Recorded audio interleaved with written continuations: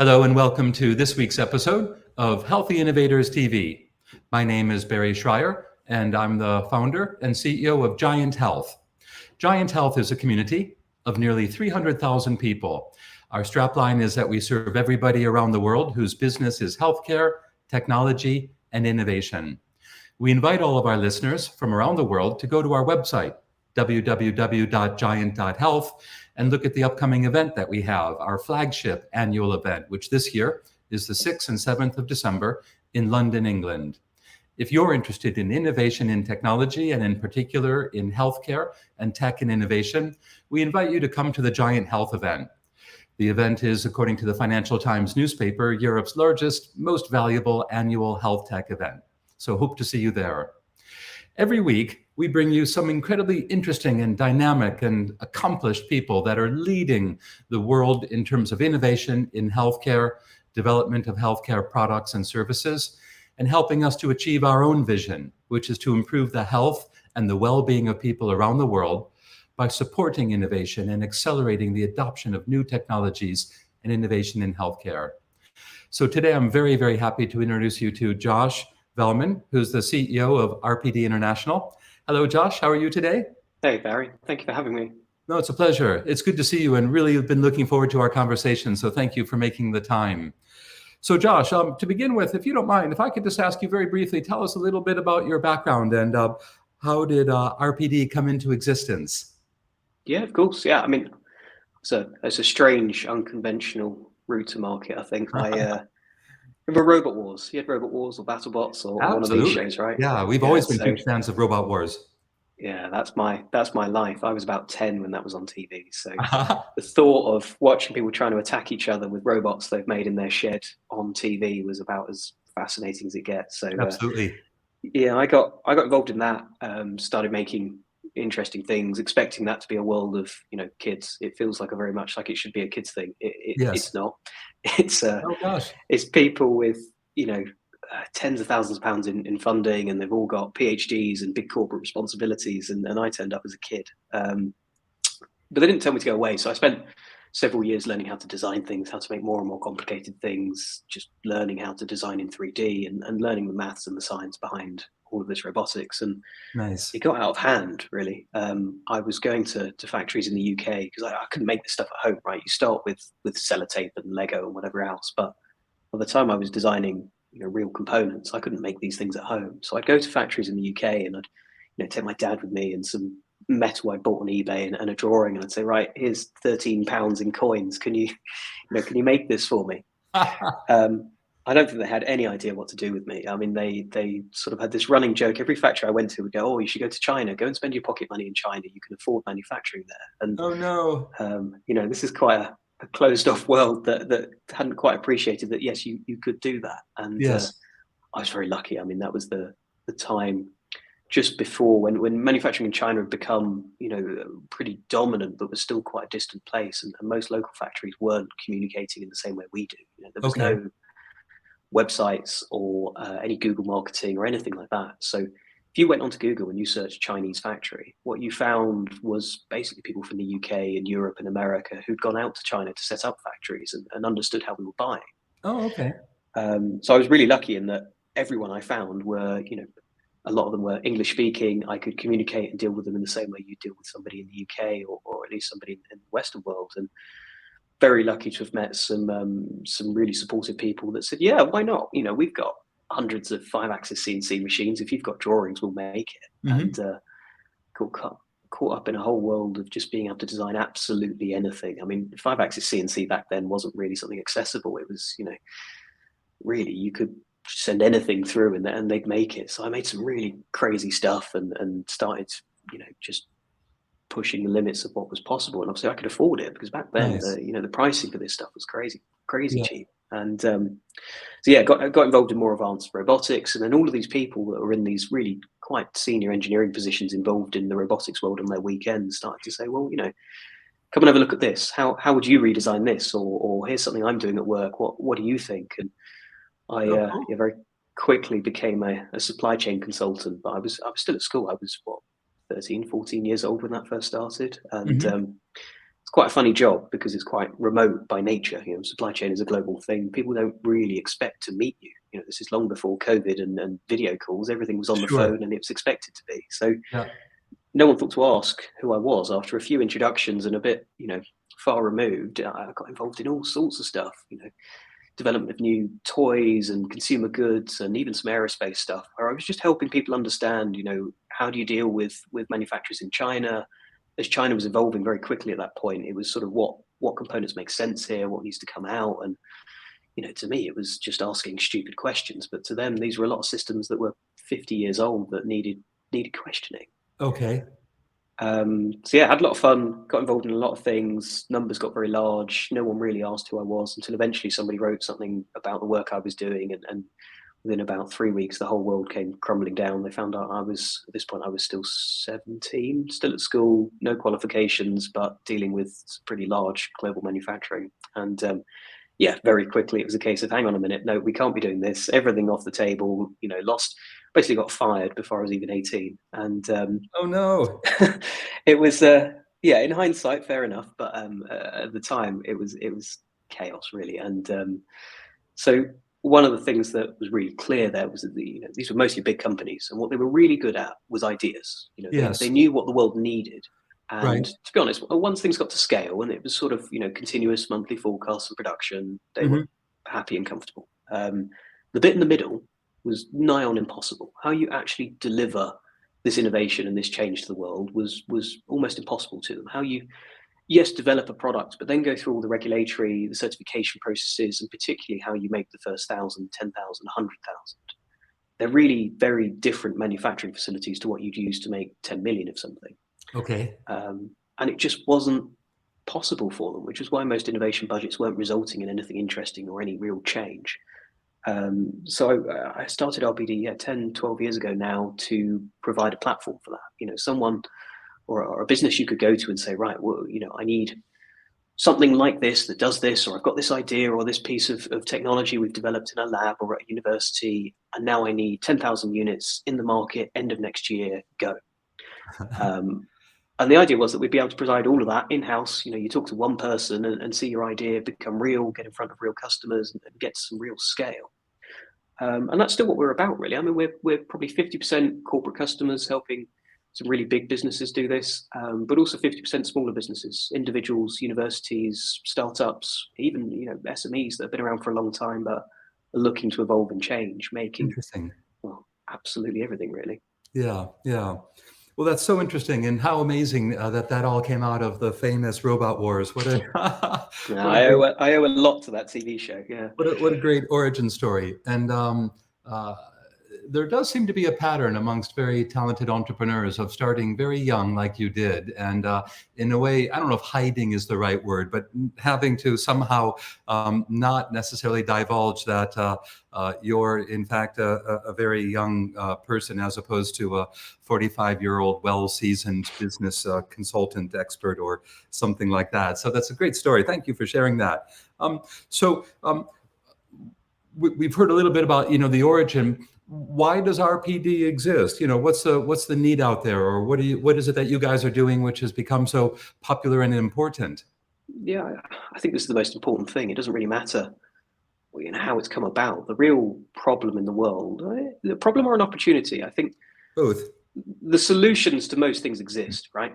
Most people somewhere in the world have an answer to most problems. And then probably 99% of cases, the person who knows how to fix something or even has an idea of, very tangible idea of how to fix that doesn't have, whether it's resources or access or exposure to be able to go and deliver this stuff. Right. And it's something that actually the pandemic really brought to light, is that there's a huge amount of innovation particularly in medicine and medical care, where people can see how the patient is suffering or how a person is suffering, and they can see how the care works, and they know how to fix it, but it's just such a difficult thing to go and do. And so the real purpose for us, particularly in medical and sustainability sectors, is actually unleashing some of that innovation that already exists and helping people actually deliver it, because there's no good having the best idea in the world if you can't make it and put it in front of people and actually deliver some impact. Yes. Yeah. Exactly. Does that mean, therefore, you are primarily, what do you want to call it, a network, a platform of experts, or if you don't know the answer, you can find somebody who has the answer? Is that the kind of the core of your offer, or is it different from that? No, to some extent, yes. I mean, we've got a large engineering team in the UK and out in China, and now growing in Europe as well. And it's about not just helping people work out what the answer is, but as I say, a lot of people have already got the answers. It's helping people have the execution capability. I mean, when we talk about ourselves as an execution company, really, you've already got the answer. You just need somebody to actually go and do the engineering and certification and set up a supply chain. Because if you can keep founders and innovators focused on the ideas and the solutions and on the sales and the marketing of that, because no one can Yes, sell an idea better than the person that came up with it. exactly. And all of that back end piece that is incredibly important, and the world doesn't work without it, but can be delivered by people who've been there a million times before. It's the real answer to actually going and making some change. And I can tell you for a fact, there's not much in the world that we haven't worked on. Excellent. Oh, that is so interesting. And I'm beginning to see quite a clever and appealing picture here in terms of your business model. So could you give us some examples of things that you work on? Obviously, Giant Health is about healthcare, and obviously we look forward to you speaking on stage at the Giant event in London in December. So is healthcare the only sector you guys work in, or do you work in other sectors? And if you can give us some examples. Yeah, it's a big part of it. I mean, we're probably 30 to 40% of our work is in healthcare and medical Oh, okay. devices. Nice. So we have three categories, and I talk about categories because it makes it easy to put things into buckets. But the reality is that everything is so broad. I mean, with fantastic portfolio of stuff. Medical care, sustainability is a big division for us, and consumer goods, and that covers absolutely everything. I mean, in the medical devices world, equipment used in laboratories, equipment for actual wearable monitoring of symptoms and real-time feedback of treatment to patients, Nice. therapy devices, absolutely everything. But then also, I mean, if you use deodorant, you use a laptop, you pour a pint of beer anywhere in the world, we touch so many of the products involved in that, and Yes. that's the exciting stuff. But there's a real spectrum of things in there. How do people find you? Where does if a beer manufacturer or a deodorant product designer has a problem, how do they discover you guys? A lot of it's word of mouth. We do a lot of speaking, we get involved in a lot of events, but a lot of it is just people.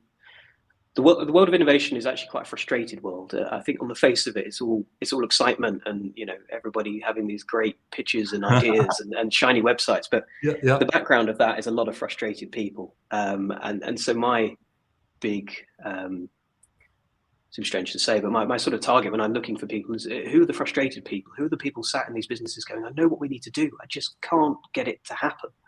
And that tends to be a big part of it. It's all very actually person to person, but obviously we're online Yes. and we do some marketing as well. Yeah. I mean, as an example, who would these people be? Are these new product development people in large corporations who their job is to come up with innovation in order to maintain or grow market share? Or are these mostly, how do you say it, outsiders that are trying to pitch ideas to larger businesses?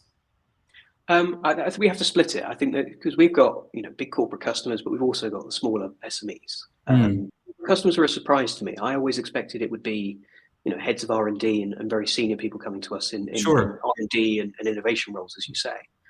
The reality of it is actually tends to be much lower down the business in a lot of cases. It Okay. tends to be people who, the reality, when you look at a large business, the people that know what needs to change are the people that are actually involved in the issues. It's not senior members of staff sitting in a boardroom. It tends to be the people that talk to customers or see how things happen in their business. So Nice. actually, a lot of our corporate customers are their brand managers, their marketing people, they're people that understand the customer and know what the solution is and Right. find the enormity of the beast that is a corporate business too difficult to actually navigate, or trying to get supply chain to work with procurement, to work with legal. And we're sort of a shortcut for a lot of big businesses. It's a case of actually we can, within our budget, go and develop all this product and launch it with RPD, we can have them approved to cover all of these services so that we don't need so many departments to work together. And if it Nice. works, Nice. we can bring it back, and then we can integrate it into our business. And we're very much designed about that whole idea of bringing it back.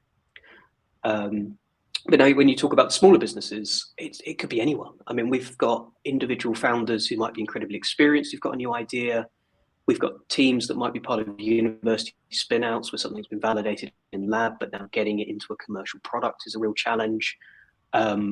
We've even had people who are still, at school or in universities and have come up with an idea and they've raised some crowdfunding or something like this, and Nice. we help them deliver that. Our services, we're all really technical people, but something that we try and focus on to differentiate ourselves, but also address the real need in the market, is to be able to talk non-technical.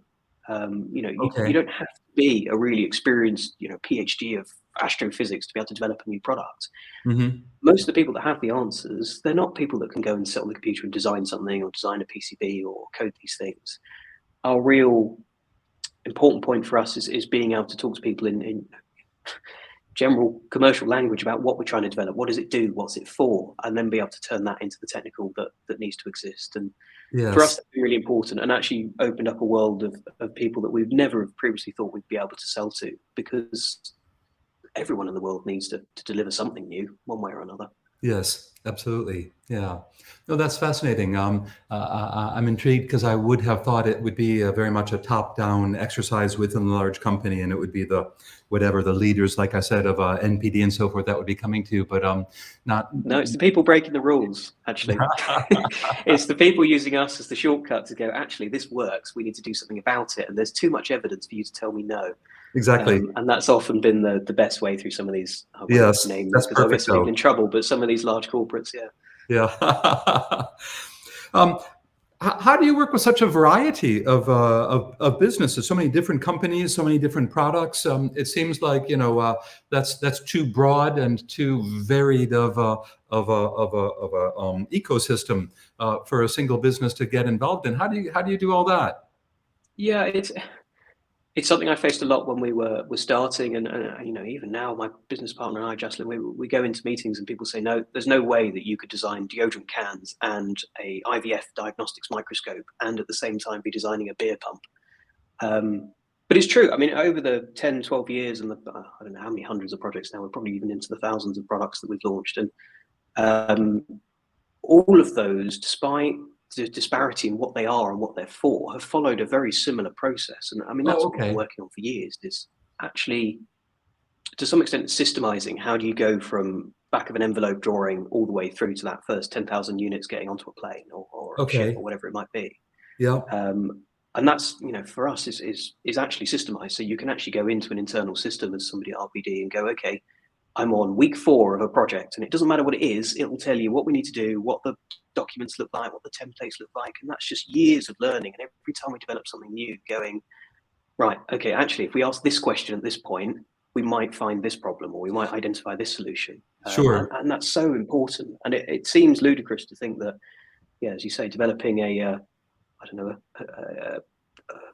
I'm trying to think of even anything. A kid's toy at the same time as developing a tap to pour beer would be the same process through and through. And yes, some take longer and some shorter, but the approach is the same. And that's been really the heart of what this business has been about, particularly the last 5 years. We've tried to systemize that and even automate some of those processes. Yes. Well, that's interesting. I wasn't aware of that, and I wouldn't have thought superficially. You wouldn't have thought that there is so much similarity between all these different clients, different products, different industries, and so forth. But it does make sense. Josh, love to hear more about healthcare and challenges in healthcare and your experience working in health. GIANT, of course, is in the center of the innovation ecosystem in the world of healthcare, in particular healthcare technology and product and service innovation. What would you say are some of the greatest challenges facing the medical device industry at the moment? And could you comment on, for example, the impact of the pandemic and the uncertainties we have in the world and that type of thing? Well, let's start with the pandemic. Let's start with good news, because I think healthcare has been a growing market for a very long time, but the pandemic has actually given a real boost of attention and investment to new ideas. I think what the pandemic uncovered is that a lot of healthcare and a lot of the systems around healthcare don't work, or they certainly don't work as well as they could. Sure. And there are millions of people around the world who've identified different ways that we can make it better. And there's a very clear change in the attitude towards preventative care, which is what a large number of medical devices are about. You know, technology in medical care is not just about helping somebody once they're ill. I would probably stab a guess at 50% of innovation in medical care actually being about how do we stop you getting ill, or reduce symptoms and reduce the burden on the healthcare system. And all the pandemic's really done in a positive sense is spur people on to understand and accept that this is stuff we need to be investing in, both companies and investors and the market itself, but also healthcare providers going, yes, actually, I am willing to spend more time, more money on dealing with preventative healthcare. Whereas I think pre-pandemic, a lot of approach to healthcare had been, if you are sick, we will work out how to fix it. If you're not yet sick, don't waste my time. Yep. And so that's been really positive. And there's a lot of people out there with these ideas. Part of our challenge is identifying them, finding them, and unlocking that, and turning that into real products that help people. But the challenge that's come with the pandemic has been around supply chain. You know, as you've seen, restrictions in components has been really, really difficult, and we spent a lot of time with people already in market having to redesign products so we can put in components that we can get hold of. But we've also spent a lot of time helping people future-proof. You know, it's unlikely that this will be the last time this happens. It may take 2 years, it may take 5 years, it may take another 50 or even 100 years to happen again, but it will happen again. And these kind of shocks to the supply chain will happen. And particularly when we talk about medical and these products that can be quite critical to people's lives and their care. Absolutely. We need ways to be able to mitigate. So yeah, we've spent a lot of time working with companies on how do we build products that allow flexibility in that supply chain. How do we defend against it? How do we plan for it? And particularly with startups that, you know, they're not big companies. They can't turn around and pay 100 times what they were paying last week for the same component. Well, indeed. So that's been a real challenge, and something we've been working with a lot of people on. I think shipping's quite interesting as well. Sustainability is a massive part of our business, as it is many, but particularly for us where we're making products, you know, look at the waste in the world. A lot of that comes from new products because the old product goes out the window, right? That's right. So we've spent a lot of time working with businesses who may not even be their primary concern, to work out how we make these products more sustainable. Yes, using recycled materials, but also looking at waste in that supply chain. One of our big findings over the last few years has been monitoring production waste. And this may be a very boring subject, but I think it's really important that people hear about it, is that actually... Well, it is. No, it is important. And we know that sustainability obviously is growing and growing in importance. And but go ahead. And then I have a follow-up question relating to of course. production waste. Production waste is really interesting because most traditionally you work with the factory who's your primary contractor. Yep. And you set them a yield target. So you might say, right, I will accept 98% of goods being okay, which means I'll pay 2% wastage. That doesn't mean you're only wasting 2% of your supply chain. If you actually go and put sensors onto machinery and you actually monitor a supply chain, not ask people to fill in forms or go and check up on them once every 6 months, but actually, you know, this sort of, for a time they were calling Industry 4.0, but the reality is the future of manufacturing is that things are actually monitored. And you realize the huge amount of waste. You know, you might be seeing a 98% yield, but that's because a load of it's going in the bin and there's finding other ways to pay for it. And the amount of products that aren't designed in a way that when they fail at a stage of production, they can be fixed in one way or another, or parts of it can be reused. Yep. You'll see products that are, you know, 99% there go straight in the bin and in the millions. And so a huge part of what we've been working on is the sustainability aspect of how do you design a products for manufacturing for sustainability? How do you actually get sure that something does, yes, get produced in high yield, but also when it doesn't get produced in high yield and there is failure, how do you make sure that that equipment is actually reused in the products without having to go through the whole energy energy intensive process of recycling and everything else that really net nothing, if anything, and it doesn't help, right? Yes. That is so interesting. As you know, of course, and just to share with our listeners, this theme of sustainability is growing and growing within healthcare, and it's recognized that healthcare itself is a very large carbon footprint industry in the world. And is there? You said that measurement is growing within the manufacturing environment to identify waste. is there any kind of labeling? Because if a customer has an agreement with a supplier and the supplier is manufacturing something, the customer might have, like you said, this, what do you call it, this top line agreement that, you know, they expect whatever, 98% production efficiency and 2% wastage. Behind the scenes, it might be a lot larger. For the sake of argument, the customer doesn't care, do they? If it's 98% or not, the manufacturer doesn't care if the relationship with the customer is net profitable. I don't want to be too cynical, but no, you're right. You're is right. that kind of the way things are? And therefore, I'm just wondering about this. Like, you know, sometimes you get a whatever, you buy a plastic bottle of a drink at a supermarket, and it says this is. It used to say this plastic bottle is recyclable, which is in fact, in my opinion, rather meaningless. Now, the more advanced, if you will, nuanced leaders in sustainability are saying things on the bottle like, this bottle is 30% recycled, or this bottle itself is 100% recycled. That to me seems like a good, whereas just saying this is recyclable doesn't necessarily seem to me doing anything whatsoever to make the world a better place. It's kind of like saying, you know, newspaper is organic or something like that.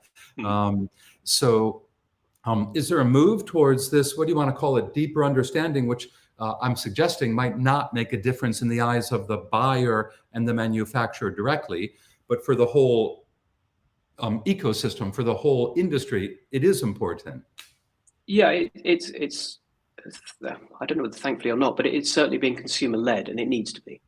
Okay. As you say, a manufacturer doesn't care as long as their production is profitable, and a customer doesn't care as long as their contract points are met. And I mean, I could get in a lot of trouble for some of the things I've seen. Obviously, I've been to thousands of factories around the world, all sorts of places, and you can keep I've those to seen yourself some. for now. Well, yeah, I'm not going to go and bring the house down here, but I've seen some very big brand products, bins and bins of failed units, and I've also seen their procurement contracts through various ways, and you'll see, you know, yield commitments at 98, 99, 99.5%, and you go, oh, well, I can see what the production volume is today, and I can see the waste volume in this factory. Sure. That's not happening. Yeah. And some of it's a blind eye, some of it is ignorance, some of it is people covering things up. Yeah. But as you say, there wasn't enough motivation other than, I don't want to call it goodwill, but well-intentioned people that may not have had a voice 10 years ago. Okay. And now the consumer has a voice and is saying, actually, no, I need to know this stuff, and the technology is there to monitor it properly.